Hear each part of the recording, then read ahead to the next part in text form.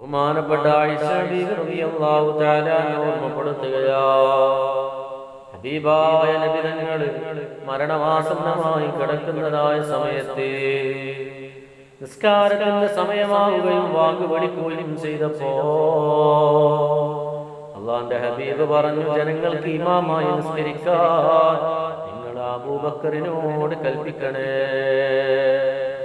ആ സമയത്ത് ഒരാൾ പറഞ്ഞു, നബിയേ, അബൂബക്കർ സിദ്ദീഖ് റളിയല്ലാഹു അൻഹു ലോലഹൃദയനാണ് നബിയേ, അങ്ങയുടെ സ്ഥാനത്ത് അബൂബക്കർ റളിയല്ലാഹു അൻഹു നിന്നാൽ, അവിടെ ജനങ്ങൾക്ക് ഇമാമായി നിന്നാൽ അദ്ദേഹത്തിന്റെ കരച്ചില് കാരണം അദ്ദേഹം ഓതുന്നത് ജനങ്ങൾക്ക് കേൾക്കൂല നബിയേ.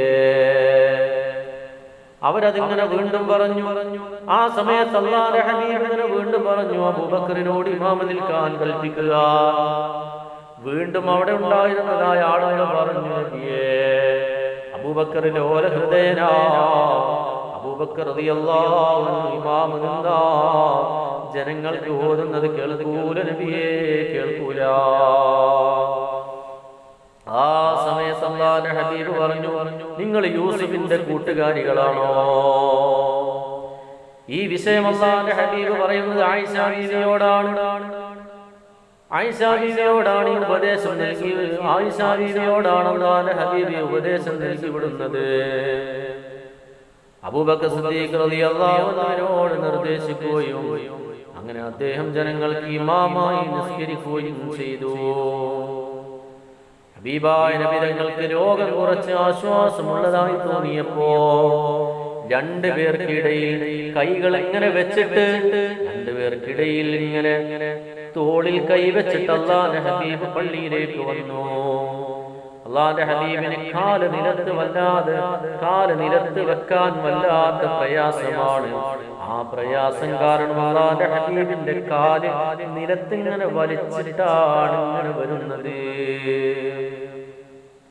ആ സമയത്ത് അങ്ങനെ പള്ളിയിലേക്ക് എത്തി. പള്ളിയിലേക്ക് വന്നപ്പോ ഇമാമിന്റെ സ്ഥാനത്ത് നിന്ന് അബൂബക്കർ സിദ്ദീഖ് റളിയല്ലാഹു അൻഹു പിന്നിലേക്ക് ഇങ്ങനെ മാറാൻ വേണ്ടി ഉദ്ദേശിച്ചു. പിന്നീടുള്ളതായ നിസ്കാരം നടക്കാൻ സമയമായി. ആ സമയത്ത് അല്ലാഹുവിന്റെ ഹബീബ് വന്നപ്പോഴാണ് സിദ്ദീഖ് റളിയല്ലാഹു അൻഹു പിന്നിലേക്ക് മാറാൻ വേണ്ടി ഇങ്ങനെ ഉദ്ദേശിച്ചത്. ആ സമയത്ത് അല്ലാഹുവിന്റെ ഹബീബ് ഇങ്ങനെ ആംഗ്യം കാണിച്ച് വീണ്ടും അങ്ങോട്ട് തന്നെ നിൽക്കാൻ പറഞ്ഞു.